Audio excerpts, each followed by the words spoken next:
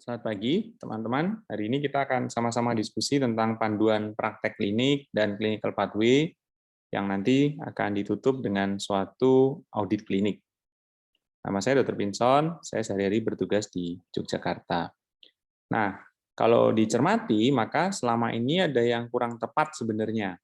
Dulu kita selalu menggunakan kata standar, ya, standar pelayanan medik. Tetapi sebenarnya kata-kata standar tadi kurang tepat karena dia akan rentan terhadap tuntutan. Artinya, kalau itu tidak dikerjakan, maka kita melakukan suatu pelayanan yang sifatnya substandar atau di bawah standar. Nah, sehingga beberapa waktu yang lalu, kata-kata standar pelayanan medik tadi diganti dengan panduan praktek klinik. Sebenarnya istilah standar pelayanan medik memang dari awal itu kurang tepat karena adaptasi dari bahasa Inggrisnya adalah Clinical Practice Guideline, bukan standar tapi guideline, artinya panduan. Sama seperti sebuah peta jalan, maka panduan tadi bisa membantu dokter untuk mengambil keputusan yang terbaik, tetapi bukanlah suatu yang sifatnya sangat mandatori. Artinya, ketika dokter atau petugas kesehatan lain menganggap bahwa tindakan yang disyaratkan di panduan praktek klinik tadi tidak cocok atau bahkan berbahaya bagi pasien yang ia rawat, ia bisa saja mengambil tindakan lain. Sepanjang tindakan tersebut bisa dijustifikasi atau tercatat. Nah, akan ada dua level, akan ada yang disebut dengan pedoman nasional daripada pelayanan kedokteran atau PNPK. Maka PNPK ini adalah pernyataan, sekumpulan pernyataan yang dibuat secara sistematik oleh sekelompok ahli berdasar pada evidence terbaru untuk membantu tata laksana penyakit tertentu. Artinya apa? Dia isinya adalah rekomendasi dan biasanya memang selalu diperbarui karena disesuaikan dengan level of evidence-nya. Di tingkat rumah sakit, maka itu disebut sebagai PPK atau panduan praktek klinik. Artinya apa? Panduan praktek klinik itu disesuaikan dengan level rumah sakitnya. Panduan praktek klinik di sebuah rumah sakit atau di sebuah fasilitas pelayanan kesehatan dapat bersumber dari PNPK dengan menyesuaikan leveling sumber daya, alat, prasarana, dan juga sumber daya manusia, atau diambil dari sumber lain ketika PNPK-nya belum ada. Nah, kalau PNPK, maka itu dikoordinasi oleh Kementerian Kesehatan. Nah, biasanya syarat dikembangkan sebagai PNPK ada beberapa, tetapi ada 3 syarat utama, yaitu high volume yang pertama. Artinya apa? Penyakit ini harus diderita oleh cukup banyak populasi. Jadi, dampaknya itu besar. Jadi dia high volume. Yang kedua, mungkin tidak sangat banyak, tetapi high risk. Artinya apa? Angka morbiditas dan angka mortalitasnya tinggi. Dan yang ketiga adalah high cost, ya, berbiaya tinggi. Ambil contoh beberapa penyakit yang sudah ada PNPK-nya, misalnya kanker, terutama kanker yang dengan prevalensi dan insidensi yang tinggi, ya, misalnya kanker payudara, kanker kolorektal, itu ada PNPK-nya, karena dianggap memenuhi 3 syarat ini, high volume, high risk, dan high cost. Contoh lain misalnya penyakit jantung koroner, atau infak miokard akut itu ada karena memenuhi ini high volume, high risk, dan high cost. Stroke itu juga memenuhi high volume, high risk, dan high cost. Di sisi lain, nanti ada persyaratan tambahan ya, misalnya high variability. Kalau dari berbagai penelitian menunjukkan bahwa masih banyak variasi dalam hal tindakan, dalam hal pengobatan, maka perlu dibuat sebuah panduan supaya ada keseragaman. Yang lain adalah multidisiplin. Ketika sebuah penyakit tadi melibatkan lebih banyak disiplin, misalnya ada fisioterapis, ada farmasis, kemudian ada ahli gizi, maka dia akan lebih layak untuk dibuat PNPK-nya. Nah, PNPK ini biasanya disusun oleh tim pakar yang ditunjuk dengan koordinasi dari Kementerian Kesehatan, atau kalau di Indonesia bisa saja ditunjuk oleh perhimpunan dari profesinya. Nanti saya akan tunjukkan beberapa contohnya. Nah, karakteristik dari PNPK yang pertama adalah sahih, ya, karena dia disahkan oleh perhimpunan profesi atau juga oleh Kementerian Kesehatan, maka dia sahih, artinya valid. Ya, lalu kemudian yang penting juga harus reproducible, artinya apa? Dia andal dan lalu kemudian bisa diterapkan di banyak setting. Cost efektif tentu nanti tindakan-tindakan yang dipilih sebagai tindakan-tindakan kedokteran adalah tindakan yang memang cost efektif, memiliki efektivitas yang terjamin dengan biaya yang terjangkau. Ya, representatif mewakili hampir semua fasilitas pelayanan kesehatan yang ada di Indonesia, tentu harus dapat diterapkan dengan baik, dan karena ilmu kesehatan itu selalu berkembang, maka juga harus dicermati bahwa semua PNPK teman-teman harus lihat kapan terbitnya dan kapan rencana revisi. Kenapa? Kalau nanti ditemukan atau ada penelitian obat yang baru, atau ada penelitian bahwa obat yang dipakai selama ini itu ternyata memiliki efek samping yang belum teramati pada penggunaan jangka pendek, tapi baru muncul di jangka panjang, maka bisa saja PNPK tadi mengalami revisi. Nah, nanti yang di topik terakhir kita akan bicara tentang pedoman audit. Artinya apa? Ketika dilakukan suatu audit, maka ini didasarkan daripada panduan praktek klinisnya. Nah, biasanya proses pembuatan PNPK itu didahului oleh pembentukan panel pakar. Jadi siapa yang ditunjuk, menentukan orang yang bertanggung jawab atau person in charge, lalu kemudian menyiapkan draft, lalu mengkomunikasikan dan lalu membangun konsensus. Jadi biasanya dimulai selalu dari literatur review. Nah, ini nanti ada proses konsensus, teman-teman. Jadi proses konsensus inilah yang memformulasikan atau mengevaluasi bukti-bukti ilmiah tadi. Lalu kemudian dibuat oleh perhimpunan profesi dengan koordinasi dari Kementerian Kesehatan, lalu disebarluaskan.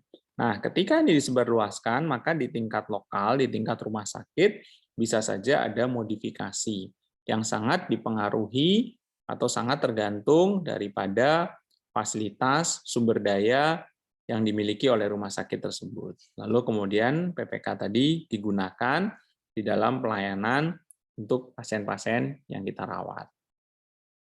Nah, ini beberapa kalau teman-teman nanti masuk ke laman atau website Kemenkes, maka ini beberapa topik penyakit yang sudah dikembangkan PNPK-nya, ya, atau yang dalam bahasa Inggrisnya dia menyebutkan National Clinical Practice Guideline, jadi guideline, panduan, bukan standar, yang lalu kemudian bisa teman-teman unduh, ya, bisa teman-teman download. Ya. Kalau teman-teman cermati di sini, ya, maka yang ada memang yang tadi memenuhi persyaratan, misalnya ada karsinoma payudara, kemudian ada diabetes mellitus, ada eklamsi, ya, epilepsi. Ini adalah penyakit-penyakit yang memenuhi tadi high volume, high risk, dan high cost.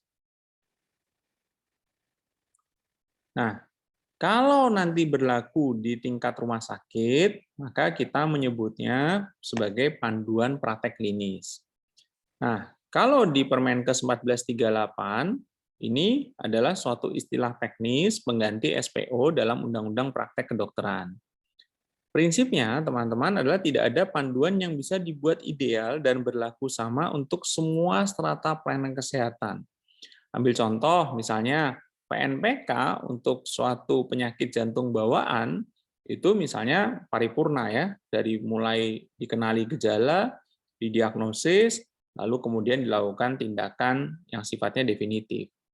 Tetapi ketika ini diterapkan misalnya di sebuah rumah sakit, di mana fasilitas kesehatannya itu tidak memiliki misalnya dokter jantung, kemudian dia tidak memiliki ekokardiografi yang baik, yang disebut sebagai transesofagal ekokardiografi, tidak memiliki dokter bedah toraksik vaskuler yang bisa melakukan closure atau penutupan daripada cleft atau defect jantung bawaan tadi, maka bisa saja di rumah sakit tersebut Mereka membuat PPK-nya hanya sampai mengenali kemungkinan atau membuat diagnosis banding bahwa ini suatu penyakit jantung bawaan. Lalu yang dikerjakan adalah merujuk ke fasilitas kesehatan yang lebih tinggi. Jadi akan berbeda di level vaskes, akan sangat tergantung apakah ini bisa ditangani secara paripurna di vaskes tersebut atau harus dilakukan referral. Sehingga di level vaskes berlaku PPK di vaskes tersebut. Jadi ketika ini disahkan oleh direktur rumah sakit, maka PPK tadi berlaku di rumah sakit tersebut. Ya, jadi akan bisa berbeda PPK antara satu rumah sakit dengan rumah sakit yang lain, tergantung daripada ketersediaan sumber daya manusia dan juga sarana dan prasarana. Tetapi ya tidak mungkin berbeda sekali, karena apa? Sumbernya kan sama. Sumbernya adalah PNPK-nya, Panduan Nasionalnya. Jadi mereka akan melihat seberapa bisa diterapkan PNPK tadi di level rumah sakitnya sesuai dengan ketersediaan sarana, prasarana, dan sumber daya manusia. Sehingga kalau teman-teman cermati, dari PNPK yang sifatnya nasional itu akan bisa direvisi di tingkat Vaskes dengan memperlakukan yang disebut dengan adaptasi lokal ya atau local adaptation. Nah, local adaptation ini disesuaikan dengan tadi ketersediaan sarana, prasarana dan juga sumber daya manusia. Nah, kalau teman-teman cermati di sini, maka lalu ada asesmen kinerja atau performance assessment. Nah, nanti yang ini kita akan diskusikan di topik audit. Nah, jadi kan topiknya mengerucut ya dari panduan praktek klinik secara nasional, panduan praktek klinik, lalu nanti dijalankan dalam bentuk clinical pathway atau alur klinik, lalu kemudian kita harus mengevaluasi apakah kita sebagai petugas kesehatan, terutama dokter, itu sudah mengerjakan apa yang harusnya dikerjakan. Nah, itulah yang disebut dengan audit. Pada umumnya, secara umum, maka anatomi dari PPK ini berisi butir-butir berikut ya. Yang pertama adalah definisi. Yang kedua, anamnesis, apa yang harus ditanyakan. Yang ketiga adalah pemeriksaan fisik, apa yang harus dikerjakan. Lalu kemudian prosedur diagnostik apa untuk menegakkan diagnosis. Diagnosis bandingnya apa aja, pemeriksaan penunjang, lalu kemudian bagaimana dengan tata laksananya, apa yang harus kita berikan edukasi, prognosis, lalu daftar pustakanya. Jadi pada umumnya sih dia akan seperti itu formatnya. Nah, nanti saya akan tunjukkan contohnya. Selalu di sini ada KOP rumah sakit, lalu nomor dokumen, nomor divisi, lalu kemudian diperiksa oleh siapa? Pada umumnya sih oleh direktur medik dan keperawatan yang memeriksa, lalu kemudian ditetapkan oleh direktur. Begitu dia ditetapkan, maka dia sah berlaku, PPK tadi berlaku di rumah sakit tersebut. Ya, jadi ketika kita melakukan praktek di rumah sakit tersebut, maka yang diacu adalah PPK yang ditetapkan oleh direktur. Nah, jadi ada yang penting ya, yang seringkali juga terlupakan. Nah, nanti teman-teman harus melihat ada yang namanya wawanti. Wawanti itu adalah bahasa Indonesia dari disclaimer. Ya, nanti saya akan tunjukkan apa itu wawanti dari semua PPK. Wawanti atau disclaimer tadi memberikan batasan-batasan penggunaan PPK. Jadi kita itu tidak berhadapan dengan mesin, ya, kita berhadapan dengan pasien yang seringkali memiliki spektrum klinik yang berbeda-beda. Sehingga tidak bisa serta-merta satu PPK itu bisa mengatasi masalah pada semua pasien. Nanti saya akan tunjukkan contoh di mana wawanti tadi akan bisa menjadi pengaman kita ketika memang ada keterbatasan dalam penggunaan PPK. Lalu kemudian definisi ya, penyakit apa yang akan dibahas, apa yang harus ditanyakan, anamnesis, pemeriksaan fisik yang harus dikerjakan, pemeriksaan penunjang yang disarankan sesuai dengan evidence, Lalu bagaimana sih kriteria diagnosis ditegakkan? Diagnosisnya apa? Nah, nanti ini harus disesuaikan dengan ICD-10 ya, International Classification of Disease, lalu kemudian tata laksananya apa, lalu bagaimana sih prognosis dan edukasi yang diberikan pada pasien, dan diakhiri dengan daftar pustaka yang dirujuk oleh PPK ini. Nah, ini teman-teman yang tadi disampaikan ya, disclaimer. Teman-teman tolong dicermati, di Permenkes 1438 itu sudah sangat jelas, mereka mengatakan ini, harus dicantumkan pada setiap dokumen PPK. Jadi biasanya sih dicantumkan di depan ya, jadi disclaimer itu harus dicantumkan di semua dokumen PPK. Apa yang ada di disclaimer biasanya sih, di Permenkes 1438 rumah sakit tadi tinggal langsung mencontoh saja karena ini memang sudah sesuai landasan hukumnya. Yang pertama adalah PPK itu dibuat untuk average patient, artinya pasien rata-rata. Artinya begini, akan ada sekelompok pasien di rumah sakit tadi yang kita sebut dengan pasien kompleks. Ambil contoh, misalnya teman-teman merawat seorang pasien dengan spondilitis tuberkulosis, ya, tuberkulosis yang menyerang tulang belakangnya. Maka memang harus diberikan OAT, obat anti tuberkulosis. Dosisnya jelas, regimennya juga jelas. Tetapi di sisi lain ternyata hasil lab menunjukkan SGOT dan SGPT pasien tadi 3 kali di atas normal. Sehingga akan ada penyesuaian dosis daripada OAT-nya. Atau bahkan OAT-nya harus ditunda. Nah, pada kasus tadi kita berhadapan dengan pasien yang sifatnya kompleks. Ya, ambil contoh yang lain, teman-teman berhadapan dengan seorang pasien stroke iskemik akut yang harus diberikan antiplatelet. Ya, antiplateletnya itu harus.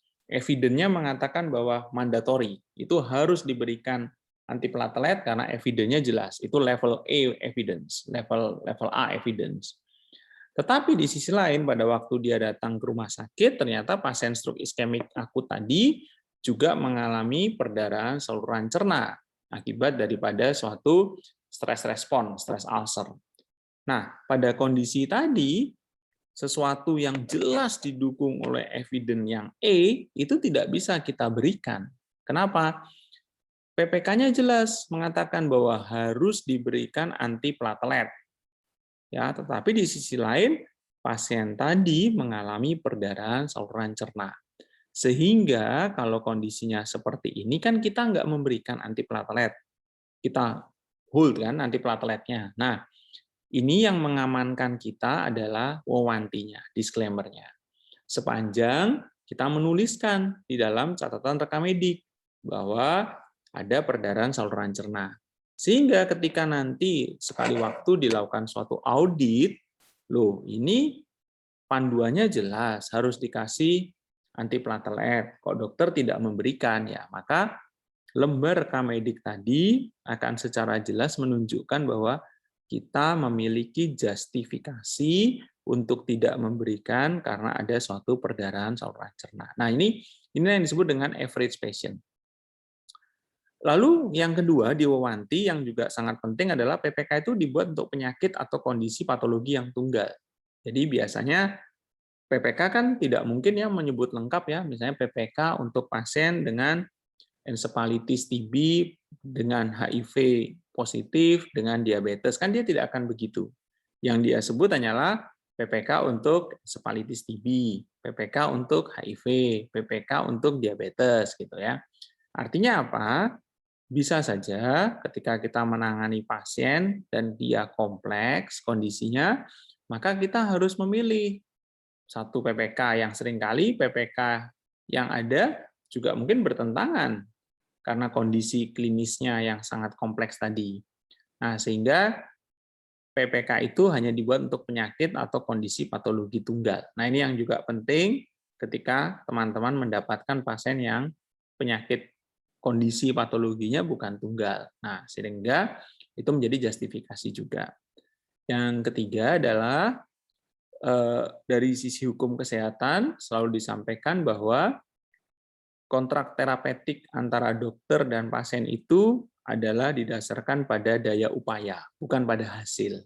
Jadi, sepanjang dokter tadi sudah melakukan daya upaya sesuai dengan panduannya, maka dia sudah aman di dalam proses kontak terapeutiknya. Jadi, teman-teman bisa baca bahwa reaksi individu terhadap proses diagnosis dan terapi itu bervariasi. Artinya apa? Kita sudah melakukan segala upaya sesuai dengan panduan, tentu saja hasilnya bisa tidak sesuai. Ya, jadi responnya sangat bervariasi. PPK dianggap valid saat dicetak, ini juga penting ya. Jadi kapan dia dicetak dan kapan kita melakukan tindakan tersebut. Nah, lalu kemudian PPK itu juga harus mengakomodasi preferensi pasien dan keluarganya. Nah, inilah yang di dalam ilmu kedokteran kita sebut sebagai shared decision making process. Dulu, di zaman dulu, dokter itu adalah sosok yang sangat sentral, yang kalau dirunut dari zaman Hippocrates, kita sebutnya sebagai sosok yang paternalistik ya. Tetapi era kedokteran modern itu menyebutkan bahwa pengambilan keputusan terhadap terapi, terhadap diagnosis, itu harus merupakan shared decision making process. Artinya apa? Dokter memberikan pilihan-pilihan berbasis pada evidence, tetapi kita tetap harus mengakomodasi harapan dan preferensi pasien dan keluarganya. Nah, sehingga teman-teman nanti tolong diunduh, saya akan kirimkan juga ya Permenkes 1438 tahun 2010 tentang standar pelayanan kedokteran, di mana kalau kita cermati, maka kita akan memiliki sesuatu yang cakupannya nasional yang kita sebut sebagai PNPK, yang dibuat oleh organisasi profesi, yang kemudian disahkan oleh Kementerian Kesehatan, yang nanti akan diturunkan berdasar level vaskesnya, level rumah sakitnya, sehingga PPK-nya bisa saja berbeda, tergantung ini rumah sakit tipe A, tipe B, tipe C, atau tipe D, tergantung daripada fasilitas yang dimiliki oleh rumah sakit tadi. Nah, nanti kita akan bicara juga tentang clinical pathway, di mana PPK tadi kan tidak mungkin dibawa kemana-mana. Dia akan ada di kantor komite medik. Sehingga akan harus ada suatu tools atau suatu perangkat yang merupakan turunan daripada PPK yang melekat di dalam pelayanan pasien sejak pasien masuk rumah sakit sampai pasien keluar. Nah, ini yang kita sebut sebagai clinical pathway. Nanti saya akan tunjukkan formatnya. Nah, ini beberapa contoh PNPK ya dan PPK. Teman-teman bisa mengunduhnya nanti ya. Misalnya ini adalah panduan praktek klinis dan clinical pathway penyakit jantung dan pembuluh darah yang dikembangkan oleh Perki. Ya, jadi dia dikembangkan oleh organisasi profesinya. Nanti di masing-masing level rumah sakit ini bisa saja mengalami sedikit banyak modifikasi. Nah, ini juga teman-teman bisa unduh ya panduan praktek klinik neurologi yang dikembangkan oleh Perhimpunan Dokter Spesialis Saraf Indonesia. Ini juga sama, dia berlaku secara umum ya, tapi nanti di level vaskes mungkin perlu ada sedikit banyak penyesuaian.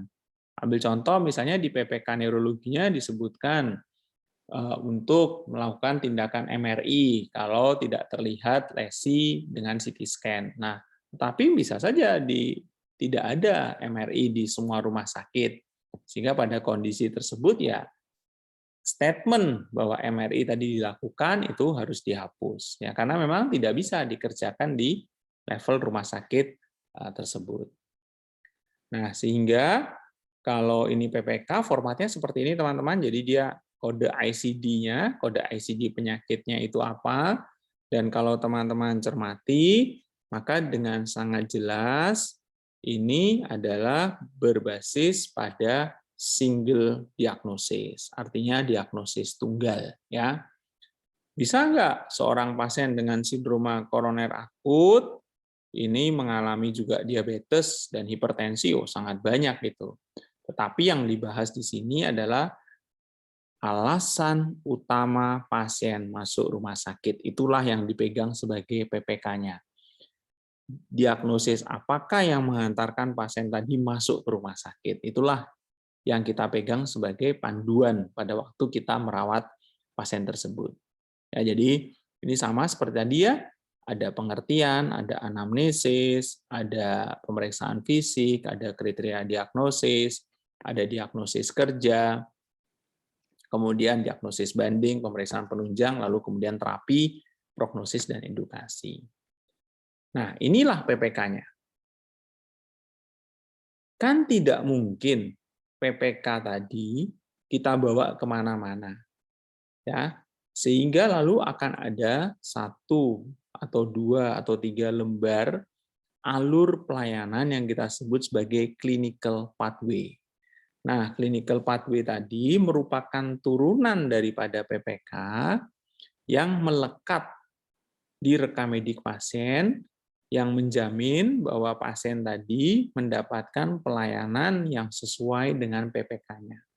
Ambil contoh misalnya nih, pasien dengan infak miokard akut ya, kalau di PPK-nya dituliskan misalnya EKG harus dilakukan, maka di sini pada waktu dia masuk diadmisi lewat UGD akan ada tulisan EKG. Artinya apa? Inilah sebagai pengingat atau reminder bagi dokter yang merawat. Oh, harus saya lakukan EKG pada pasien dengan nyeri dada yang dicurigai suatu infak miokard akut. Kalau ternyata terbukti harus dilakukan suatu loading antiplatelet misalnya, maka di tulisan PPK yang mengatakan loading antiplatelet itu dimasukkan sebagai aktivitas di clinical pathway-nya. Nah, jadi harus dilakukan, maka kita buatkan begini ya, nanti tinggal dicentrang. EKG, ya, gitu. Nah, sehingga terus diagnosisnya tegak, aspilate loading dose ya, ya. Nah, seperti yang tadi, ini kan panduan. Bisa saja yang harusnya diconteng ya, kita conteng tidak di sini. Ambil contoh misalnya, waktu kita mau memberikan obat, kita tanya pada pasiennya, Anda punya riwayat alergi nggak? Oh ya, saya alergi terhadap aspirin. Padahal di sini sudah jelas nih, aspirin loading dose. Tapi pasiennya alergi aspirin. Kan tidak mungkin lalu dokternya mengatakan, oh ya tidak peduli Anda mau alergi aspirin atau tidak, panduan kami mengatakan harus diberi aspirin. Nah, sehingga pada kasus yang seperti tadi, bisa saja di sini dicontreng tidak. As long as ada justifikasi. Kenapa sih kita tidak memberikan sesuatu yang diharuskan di PPK? Maka justifikasinya ya kita tuliskan, pasien alergi terhadap aspirin. Sehingga dipilihkanlah antiplatelet yang lain. Nah, inilah yang merupakan alat bantu atau tools.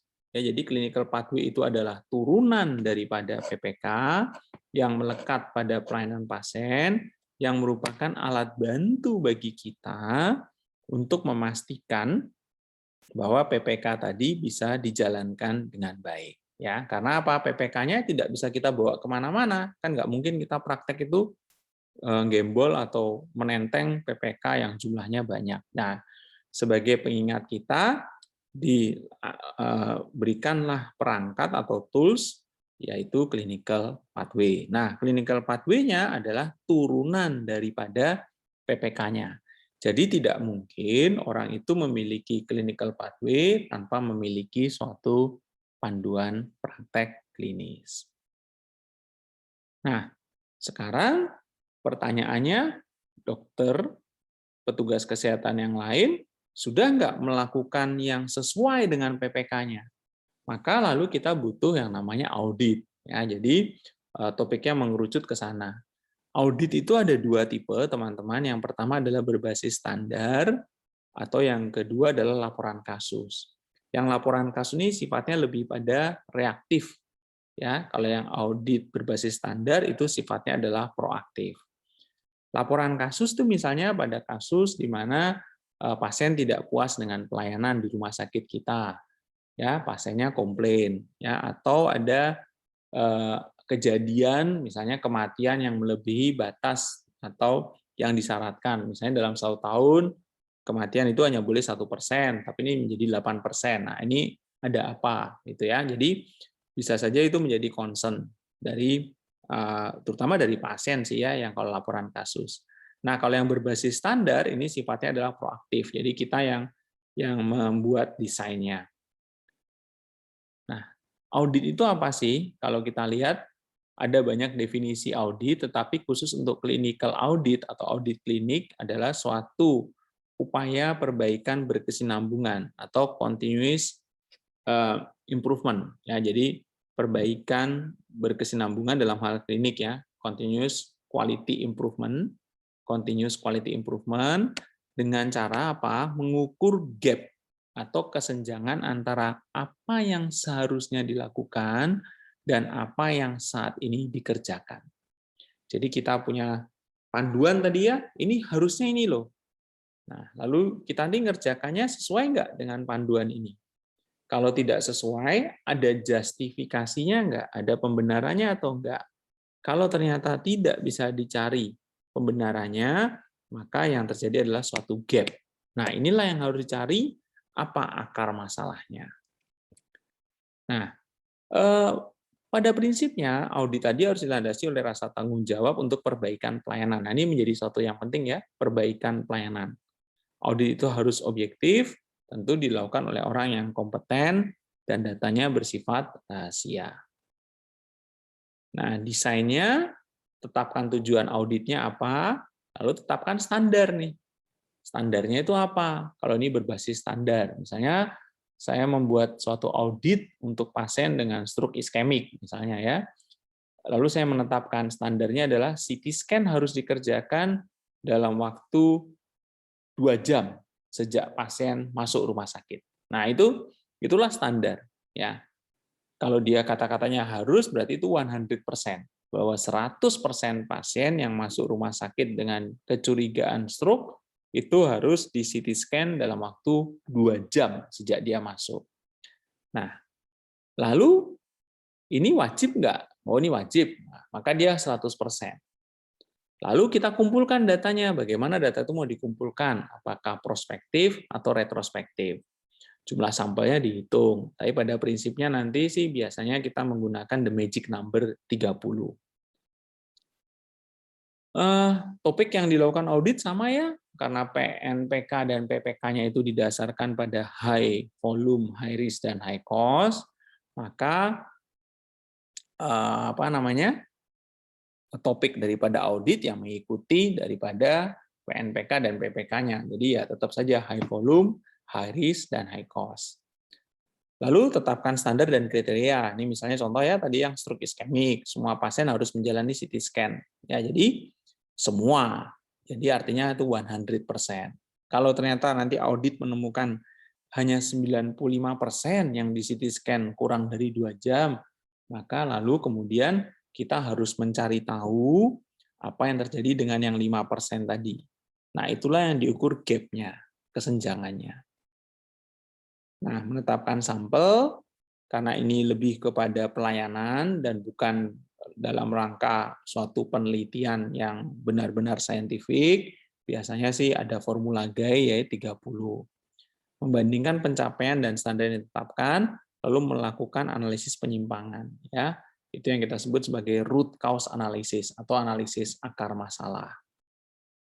Yang biasanya disebut sebagai Ishikawa Fishbone. Ya, jadi tulang ikan Ishikawa ini. Ya, teman-teman ambil contoh ya. Ambil contoh tuh gini. Saya terlambat pergi kuliah. Ya, maka akan ditanya kan, kenapa sih terlambat pergi kuliah? Waduh, saya terlambat bangun. Kenapa terlambat bangun? Tadi malam saya mengerjakan tugas sampai larut. Kenapa tidak pasang waker? Oh, sudah pasang waker, tapi tetap belum bangun. Kenapa? Oh, wakernya suaranya tidak kencang. Kenapa tidak kencang? Karena batu baterainya sudah lama tidak diganti, dan sebagainya begitu. Lalu saya coba naik bis. Bisnya terlambat datang. Jalanan macet. Nah, itulah semua contributing factor. Jadi bisa saja itu berlaku equipment, proses, people-nya sendiri, orangnya sendiri, atau dari lingkungan, dari bahan dan alat, atau dari manajemen. Sehingga nanti kita bisa mencari tahu ketika ada gap tadi, apa sih masalahnya? Kenapa kok dokter tidak mengerjakan ini? Waduh, saya nggak tahu itu kalau ada PPK-nya. Nah, berarti kan masalahnya di prosesnya nih, karena nggak tahu. ya, atau dan juga di people-nya karena tidak update, misalnya seperti itulah akar masalahnya dicari. Nah, sehingga audit itu adalah seperti ini ya. Apakah kita sudah melakukan sesuai dengan pedoman? Ya, gitu. Oh, belum. Kenapa? Gitu.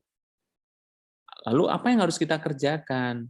Kalau ini saya lakukan, apakah segala sesuatunya menjadi lebih baik? Nah, ini adalah proses yang sifatnya siklitik ya. Makanya lalu kemudian kita bilang berkesinambungan ya, continuous quality improvement ya, proses perbaikan yang sifatnya berkesinambungan. Artinya apa? Terus-menerus dikerjakan, terus-menerus dilakukan supaya terjadi perbaikan, perbaikan dan perbaikan. Nah, lalu ada juga audit yang sifatnya kasus, yang biasanya dari kasus komplain atau tuntutan, lalu mencari deviasi. Ingat teman-teman yang tadi ya, melakukan apa yang harusnya dikerjakan. Jadi biasanya yang melakukan siapa? Peer-nya, sejawatnya.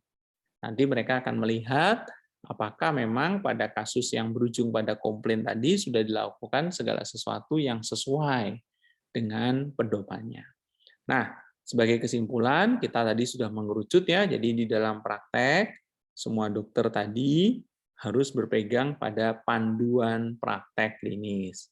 Panduan praktek klinis itu berlaku di rumah sakit atau di fasilitas pelayanan kesehatan tempat kita bekerja. Dari mana sumbernya? Panduan praktek klinik tadi bersumber dari panduan nasional. Jadi yang sifatnya nasional diturunkan ke tingkat fasilitas kesehatan dalam bentuk PPK. Ketika dokter praktek, tentu dia butuh perangkat atau tools. Kenapa? Karena kita membutuhkan pengingat atau sistem reminder. Nah, sistem remindernya adalah clinical pathway. Sehingga kita mengerjakan sesuai dengan daripada panduannya. Untuk memastikan apakah kita sudah mengerjakan yang harusnya kita kerjakan, maka kita membutuhkan suatu audit. Ya, demikian teman-teman yang dapat saya sampaikan. Semoga bermanfaat. Nanti kita lanjutkan dengan diskusi. Terima kasih banyak atas perhatiannya.